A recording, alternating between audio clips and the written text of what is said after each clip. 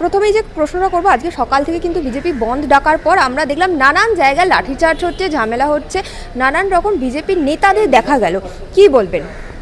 না, এটা তো বন্ধ আমাদের মানে কালই আমরা ঘোষণা করেছি যে মমতা ব্যানার্জি গড়ে তৃণমূল কংগ্রেস তৈরি হওয়ার পর মাসে 2টো করে বন্ধ ডাকতেন, এবং আপনি মনে আছে হয়তো শেষের দিকে উনি 48 ঘন্টা 72 ঘন্টা বন্ধ পর্যন্ত ডেকেছেন। তিনি আজকে মানুষের ডাকা বন্ধ, মানুষের স্বার্থে ডাকা বন্ধ মাত্র 12 ঘন্টার, সেক্ষেত্রে উনি আজকে একটা সম্পূর্ণ অগণতান্ত্রিক একটা রাস্তা নিলেন এবং বিভিন্ন জায়গায় পুলিশকে লেলিয়ে দিলেন, সাধারণ মানুষ, সাধারণ নিরস্ত্র মানুষ তাদের দিকে লেলিয়ে দিলেন। এটা একটা অন্যায়, একটা মানে একটা গণতান্ত্রিক প্রক্রিয়াকে মানে স্তব্ধ করে দেওয়ার একটা প্রক্রিয়া। তাতে মানুষ থামবে না। মানুষ আগামী দিনে যদি এই ঘটনা যদি প্রমাণিত হয় যে আগামী দিনে যে এরা প্রমাণ লোপাট করেছে, রাজ্য সরকারের পুলিশ প্রমাণ লোপাট করেছে, এবং রাজ্য সরকারের যারা এখানকার যারা আরজি করের ডাক্তার যারা এই চুরির সিন্ডিকেটে জড়িত তারা প্রমাণ, তাহলে এই আন্দোলন আরও তীব্রতর হবে। তাহলে এই আন্দোলন কিন্তু আরও তীব্রতর হবে। এই ব্যাপারে যেন তারা প্রস্তুত থাকেন। পুলিশ দিয়ে সেই আন্দোলন আটকানো যাবে না। কথা বলে যে হিস্ট্রি রিপিট ইটসেলফ। মুখ্যমন্ত্রী মমতা বন্দ্যোপাধ্যায় যখন বিরোধী ছিল উনি মহাকরণ অভিযান করেছিলেন, এবং আবারও নবান্ন অভিযান আমরা দেখলাম, তখনও কিন্তু লাঠিচার্জ হয়েছিল, কাঁদানে গ্যাস ছোড়া হয়েছিল, আবার মুখ্যমন্ত্রীও তাই করছেন। মানে কি, মানে দল বদলায়, গদি বদলায়, কিন্তু সেই একই থেকে যায় ব্যাপারটা। দেখুন, দমদমে একমাত্র আমাদের পাড়া কংগ্রেসের পাড়া ছিল, তখন পুরো দমদম ছিল সিপিএমের, এবং আমাদের পাড়ার সঙ্গে মুরারি চক্রবর্তী সেকেন্ড যে ভদ্রলোক মারা গেছে 13 জনের মধ্যে, সে আমাদের পাড়ার সঙ্গে যে গাড়ি গেছিলো তার সঙ্গে গেছিলো। আমরা সন্ধেবেলা কলেজ থেকে এসে জানতে পারি যে মুরারি থেকে পাওয়া যাচ্ছে না, পরে শুনি মারা গেছে। তো ঘটনা হচ্ছে যে সেই দিন যে ঘটেছিল ঘটনাটা আমরা যেটা নিজেরা জানি, কারণ আমাদের পাড়ার ছেলেরা গিয়েছিল, সেই দিন 60 থেকে 70টা বোমা পড়েছিল। পুলিশকে যাচ্ছে তাইভাবে এরা পুলিশকে মানে ইনস্টিগেট করার চেষ্টা করেছে, পুলিশকে হ্যারাস করার চেষ্টা করেছে, গালিগালাজ করেছে। কালকে একটা ঘটনা দেখাতে পারবেন যেখানে পুলিশকে গালিগালাজ করেছে? নো। একটা বোমা পড়েছে, প্রত্যেকটা দেখবেন সাধারণ মানুষ পিঠে ব্যাগ নিয়ে আসছে, একদম স্টুডেন্ট পিঠে ব্যাগ নিয়ে আসছে, কতগুলো মানে ইয়াং ছেলে, এবং তারা কেউ কাউকে চেনে না। এই নয় যে ওখানে গেলে তারা কোনো প্রমোশন পাবে, তাদের কোনো পার্টিতে উন্নতি হবে, কিচ্ছু না। তারা নিজেরা নিজের মতো গেছে। ওদের জিজ্ঞেস করুন ওই লোকগুলোকে খুঁজে যে আপনারা কোনো পার্টিতে যোগ দিতে চান, কোথাও প্রমোশন পেতে চান? নো, তারা একটা কজের জন্য গেছে, একটা মহান, তাদের দিদি এক ডাক্তার মারা গেছে, তার জন্য তারা বিচার চাইতে গেছে। তার সঙ্গে উনি বলছেন লাশের রাজনীতি কারা করেছে? 21শে জুলাই 13 জন লোক মারা গেছে। তার কিছুদিন পর বারাসাতে গুলি করে মারল রজপাল সিং। সেই রজপাল সিং ওনার 21শে জুলাইতে 21শে জুলাই মনীশ গুপ্ত ওনার মন্ত্রী হয়েছে, রজপাল সিং ওনার মন্ত্রী হয়েছে, সাফি, তারপর আরও কয়েকজন, সুলতান সিং, এরা সব ওনার এমপি এমএলএ। তারপর আরেকজন কি চৌধুরী মোহন জাডুয়া। এদের ধরে আনতে বললে বাম সরকার এরা বেঁধে আনতো। তাদের মমতা ব্যানার্জি এসে মন্ত্রী করেছেন। সেই মমতা ব্যানার্জি আজকে প্রশ্ন করছেন লাশের রাজনীতি কারা করেছে? আপনি যদি লাশের রাজনীতি না করতেন তাহলে আপনি এই লোকগুলোকে কী করে মন্ত্রী করলেন? যে লোকগুলো তৃণমূলের লোককে মেরেছে, যে লোকগুলো কংগ্রেসের লোককে মেরেছে, যে লোকগুলো নাকি তার আগে আপনি জানেন সেই ভিক্টোরিয়া এবং কানুরিয়া জুট মিল, ভিখারি পাসওয়ানকে যারা মেরেছে, সেই লোকগুলো এসে মন্ত্রী হয়ে গেছে ওনার মন্ত্রিসভায়। কাকে উনি বলছেন লাশের রাজনীতি? কারা করেছে লাশের রাজনীতি? লাশের রাজনীতি তো আপনারা করেছেন, সেই করে আপনারা উঠে এসছেন এইখানে। নিজে যে কাজটা করেছে সেই জিনিসটা অন্যের উপর না চাপিয়ে দিচ্ছেন। লাশের রাজনীতি করে কারা উঠেছে এটা সবাই, আপনি যে কোনো পুরনো সাংবাদিক থেকে শুরু করে পুরনো যারা রাজনীতি বা রাজনীতির খবর রাখে তাদের জিজ্ঞেস করুন, তারা জানে কারা লাশের রাজনীতি করে উঠেছে এই পশ্চিমবঙ্গে।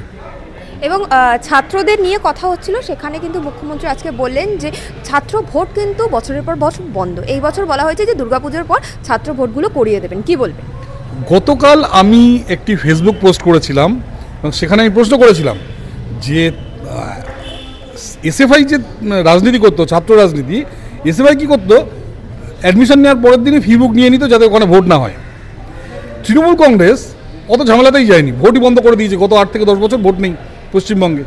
তো যেখানে ভোট নেই সেখানে ছাত্র রাজনীতি কোথায়? আপনি দেখেছেন আজকে যে মিছিলটা হলো, সেই মিছিলটা লক্ষ্য করে দেখবেন কোনো ছাত্র নেই। কারণ ছাত্র রাজনীতি তো হয় না। ছাত্র রাজনীতি হলে তবে তো, ছাত্র রাজনীতি কখন হয়? যখন একটা ভোট হয়, একটা সিস্টেম আছে ইলেকশনের, ছাত্র আছে। এখানে কোনো ছাত্র নেই। আপনি দেখুন আজকে এই ছাত্র পরিষদ না তৃণমূল ছাত্র পরিষদ, তার নাকি, সেটা নিয়ে পরে বলছি আমি, তার নাকি প্রতিষ্ঠা দিবস। সেই প্রতিষ্ঠা দিবসে সব বুড়ো হাবড়া সব বসে আছে। তার মধ্যে একজন ইয়াং ম্যান, তাও 40 ছুঁতে চললো সে, বাকি সব বৃদ্ধ লোক, অ্যাবাভ 60। সেখানে কিসের ছাত্র পরিষদ, কিসের ছাত্র রাজনীতি? ছাত্র রাজনীতি তো উঠে গেছে। গতকাল যেটা ছিল ওটা ছাত্র রাজনীতি, ছাত্ররা রাস্তায় বেরিয়ে এসছে। তারা কোনো নেতাকে থেকে বেরিয়ে আসেনি, তারা কোনো দলে প্রমোশন পাওয়ার জন্য বা কোনো ইটবালি সিমেন্ট ফেলার জন্য বা কোনো শিক্ষকতার চাকরি পাওয়ার জন্য তারা আসেনি। আজকে এটা ছাত্র রাজনীতি কোথায়? আপনি দেখলেন কোনো ছাত্র নেই। আজকে বক্তা একজন ছাত্র ছিল, কোনো ছাত্র নেই। স্টেজে পড়েছিল সব বুড়ো হাবড়া লোক, যাদের নাতিরা ছাত্র। কিসের ছাত্র রাজনীতি? এবং সেখানে কিন্তু আমরা নবান্ন অভিযানে দেখলাম একটা ভিডিও খুব ভাইরাল হয়েছে, যে একজন গেরুয়া বস্ত্র পরা লোক, যিনি হচ্ছেন আমাদের ভারতের জাতীয় পতাকা দিয়ে নিজেকে ঢাকার চেষ্টা করছে জল কামানের থেকে। তিনি কিন্তু কমেন্ট করেছে যে পুলিশ চুরি পরে বসে থাকুক। এটার বিষয়ে আপনি কি বলবেন? দেখুন, আমরা এই নিয়ে দ্বিতীয় একজন বলরাম বোসকে পেলাম। প্রথম বলরাম বোস হলো, আপনি জানেন গিরিশ পার্কের কাছে বলরাম বাটি, যেখানে মানে ঠাকুর রামকৃষ্ণদেব এসে থাকতেন, ঠাকুর রামকৃষ্ণদেবের পরম ভক্ত। কালকে মনে হলো আরেক বলরাম বোস আমাদের মধ্যে এলেন, সেই একইভাবে একই রূপ নিয়ে আরেক বলরাম বোস আমাদের মধ্যে এসে হাজির হলেন, মানে দ্বিতীয় সন্ন্যাসী। আপনি হাতে চুরি কথা বলছেন, যখন বামেরা বা এরা, আমি একটা কথা বলি আপনাকে, যখন বামেরা বা ইত্যাদি এরা যখন বলে যে নাচতে না জানলে উঠোন বেঁকা, তখন কি মহিলাদের ওরা অসম্মান করে না? আপনি দেখবেন যে বলে কালো হাত ভেঙে দাও, গুড়িয়ে দাও। এটা আমরা যদি বলি এটা আপনি মানে মানে বর্ণবিদ্বেষী কথাবার্তা। এগুলো কতগুলো কথা চলছে এর মধ্যে, এগুলো কোনো সেভাবে নাই, এটা কোনো সেভাবে মানে মহিলা বিদ্বেষী। আরে আপনারা রেপ করছেন, খুন করছেন, আপনারা উল্টে ওই ভদ্রলোক তো আর মানে তার দিন শেষ হয়ে এলো, সেই ভদ্রলোক নেমে এসছে ওই মেয়েটার জন্য। আপনারা রেপ করছেন, খুন করছেন, সেই জিনিসটাকে চাপা দিচ্ছেন। আপনারা কোথায় চুরি নিয়ে প্রশ্ন তুলছেন? না, লজ্জা হওয়া উচিত আপনাদের। আপনারা সেই প্রমাণ লোপাট করে দিয়েছেন, আপনারা বলরাম বাবুর উপর চাপাচ্ছেন। আমি বলছি তো, একজন বলরাম বোস যার বাড়িতে রামকৃষ্ণদেব থাকতেন, যেখানে বলরাম মন্দির আপনারা জানেন, এই দ্বিতীয় আরেকজন বলরাম বোসকে দেখলাম, আরেক সন্ন্যাসী। মানে আমরা মানে দেখে মনে হলো যে সেই বলরাম বোস বোধহয় আমাদের মধ্যে চলে এসেছেন, যাকে আমরা চিনতে পারিনি বহুদিন। আমরা তাকে প্রণাম জানাই। আমরা বলরাম বোস এক, তাকে প্রণাম জানাই, বলরাম বোস দুই, তাকে প্রণাম জানাচ্ছি। অভিষেক কিন্তু আজকে মঞ্চ থেকে বলেছে যে আরজিকর নিয়ে এত কথা বলছে বিজেপিরা, সেখানে কিন্তু সবচেয়ে বেশি রেপ যেখানে হয় উত্তরপ্রদেশ, সেখানে ডাবল ইঞ্জিন সরকার বিজেপির। কি বলবেন? দেখুন, উত্তরপ্রদেশে প্রথমত তো নারী ঘটিত যে কোনো ক্রাইমে সবার আগে আছে পশ্চিমবঙ্গ। নারী পাচার থেকে শুরু করে প্রত্যেকটা জিনিসে পশ্চিমবঙ্গ নাম্বার 1-এ আছে। দ্বিতীয়ত উত্তরপ্রদেশে যোগী দিয়ে আসার পর যেটা হয়েছে, ওখানে নারী ঘটিত কোনো কেস হলে সেই কেসটাকে রেজিস্টার করতে দেওয়া হয়। পশ্চিমবঙ্গে কেস রেজিস্টার করতে দেওয়া হয় না। যদি রেজিস্টার করতে দেওয়া হতো, পশ্চিমবঙ্গে 10 ভাগের 1 ভাগ উত্তরপ্রদেশ আসতে পারতো না। পশ্চিমবঙ্গে কেসই রেজিস্টার করতে দেওয়া হয় না। এবং পশ্চিমবঙ্গে নারী পাচারে নাম্বার 1, এটা আজ না, এটা গত 20 বছর ধরে নারী পাচারে নাম্বার 1। না জেনে কেন কথা বলছেন উনি?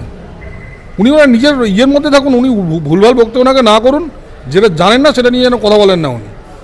এখন কী হয়েছে, নেতা বানিয়ে দিয়েছেন, দুম করে ওনাকে সিংহাসনে বসিয়ে দিয়েছেন, বক করতে হয় তাই বক করছেন। জানেন না কিছু। উত্তরপ্রদেশে আজকে মহিলাদের এগেনস্টে যে ক্রাইম নেমে গেছে, হাতরা শুননাও বড় বড় সব লোক ছিল, তাদের জেলে ঢুকিয়ে দেওয়া হচ্ছে। এক জায়গায় যাবজ্জীবন কারাদণ্ড, আরেক জায়গায় 10 বছরের কারাদণ্ড। পশ্চিমবঙ্গে আপনি দেখুন, কান্দুনি কিচ্ছু হয়নি, পার্ক সার্কাস কিচ্ছু হয়নি, পার্ক স্ট্রিট, মধ্যমগ্রাম, গেদে কিচ্ছু হয়নি, কালিয়াগঞ্জ কিচ্ছু হয়নি আজ পর্যন্ত। এর কেসে তো একটা ফেক ভিডিও উনি নিজে বের করেছেন ওই সন্দেশখালীর মহিলাদের এগেনস্টে। আজকে আবার সেই এক কথা বলছেন। একটা কেস দেখান পশ্চিমবঙ্গে গত 10 বছরে যেখানে সলিউশন হয়েছে। কারণ এরা ইন্টারেস্টেড না, এরা এদের যে হারমাত বাহিনী, উন্মাদ বাহিনী, তাদের এরা লেলিয়ে দিচ্ছে যে তোমরা মহিলাদের উপর অত্যাচার করো, কিন্তু তোমরা টাকা তোলো, 25-75 আমাদের ভাগ দাও। কি বলছেন উনি? ওনার বলার কোনো রাইট নেই। একদম শেষ প্রশ্ন করব, সামনে দুর্গাপুজো আসছে, এই আন্দোলন চলছে, কেউ কেউ বলছে যে দুর্গাপুজোর অনুদানের টাকা নিচ্ছে না, দুর্গাপুজো মানে সেরকমভাবে না করার কথা বলছে, কিন্তু দুর্গাপুজোর সাথে তো অর্থনৈতিক একটা লেনদেন রয়েছে, একটা সম্পর্ক রয়েছে, বিশাল অংশের টাকা উঠে আসে। কি বলবেন এই বিষয়ে? আমার বাপ ঠাকুরদা 1950 সালে এখানে এসছেন রিভিউজি হয়ে, খেতে পেতেন না তারা। দমদমে এক একটা পাড়ায় 4টে করে মাত্র বাথরুম ছিল 60টা পাড়ার জন্য। সেই অবস্থায় তারা দুর্গাপুজো করেছে, যেখানে বাথরুম তৈরি করার খরচ ছিল না, মানে পয়সা ছিল না মানুষের। সেই অবস্থায় গরিব ভারতীয় তারা দুর্গাপুজো করেছে 1950 সাল থেকে, কোনো সরকারের থেকে কোনো টাকা চায়নি। আপনাদেরই টাকা দিতে হবে না, মানুষের ক্ষমতা আছে এই পুজোটা করার। এই টাকাটা দেওয়াতে গত কবছর যেটা গন্ডগোল হচ্ছে সেটা হলো মানুষের যে ওনারশিপ পুজোর উপর, মায়ের উপর যে ওনারশিপ এছাড়া চলে যাচ্ছে। পুজোগুলো সব গুন্ডা বদমাইশ, সব হারমা দুর্মাদ, এরা সব পুজোর মালিক হয়ে যাচ্ছে। কিন্তু আপনি যদি এই 85,000 টাকা দেওয়া বন্ধ করেন, আজকে এটা ইয়ের পুজো নেই, আমাদের বারোয়ারি পুজো যেটাকে বলে, সে বারোয়ারি পুজো আর নেই। এই পুজোটা তৃণমূলের পুজো হয়ে যাচ্ছে। যখনই 85,000 টাকা বা 50,000 টাকা উনি অনুদান দিচ্ছেন, তখন ওই পুজো মণ্ডপে দেখবেন এই যত গুন্ডা বদমাইশ, গাল কাটা কান কাটা, এরা সব এসে রাজত্ব করছে। সাধারণ মানুষ, সাধারণ ভক্ত তারা মণ্ডপে ঢুকতে পারছেন না। দরকার নেই 85,000 টাকা পুজো। সেই সময় মানুষ যদি দুর্গাপুজো করতে পারে, আজও করতে পারবে, কোনো দরকার নেই। দুটো টুনি লাইট কম লাগাবে না, দুটো টুনি লাইট কম লাগানো। এই টাকা আপনি খরচা করবেন? ওই এই যে বলছি যে ওটার ইকোনমিতে রোল করে, আরে ওই টাকা দিয়ে পশ্চিমবঙ্গ সরকারের চাকরি দিন না। বহু বছর আপনি নার্স নিচ্ছেন না, ডাক্তার নিচ্ছেন না, স্কুল টিচার নিচ্ছেন না, কোনো জায়গায় রিক্রুট করছেন না, আর আপনি 85,000 টাকা দিয়ে দেখাচ্ছেন যে টাকাটা রোল করছে। কিছুই ইকোনমিক্স বোঝে না। ওনাকে আবার কোথা থেকে কি ডিগ্রি নিয়ে এসছে, সেই ডিগ্রি আজকাল চলছে না নাকি আজকাল, অদ্ভুত কথাবার্তা বলে। এইসব লোকে ভুল বোঝানো আর কিছু। এই মানে ফেউ অধ্যাপক আছে, এই ক্যালকাটা ইউনিভার্সিটির ভুল অর্থনীতি পড়ে আসে, সেই সব মানে জানেন তো, ক্যালকাটা ইউনিভার্সিটি, যাদবপুর ইউনিভার্সিটি, এরা হলো ভুল অর্থনীতি পড়ানোর একদম মানে রডেন অর্থনীতি পড়ানোর সব মানে প্রফেসর এই ক্যালকাটা, যাদবপুর বা প্রেসিডেন্সিতে আছে। ওই সব পড়ে এসে তারা হ্যাঁ 85,000 টাকা, আরে ওই 85,000 টাকাতে কিছু টাকা রোল হয় না, অদ্ভুত কথাবার্তা বলে সব। আমি বলছি তো, এদের সময় শেষ হয়ে এসছে, যেই জন্য এরা উল্টোপাল্টা বকছে। বলুন 85,000 টাকা বন্ধ করে দিত, মানুষের ওনারশিপ আসবে দুর্গা পুজোয়। আমার মায়ের পুজো করবো, তুমি কেন টাকা দেবে? আমার মায়ের পুজো আমি করবো, সেখানে কেন ওই গাল কাটা নাক কাটা এরা দাদাগিরি করবে?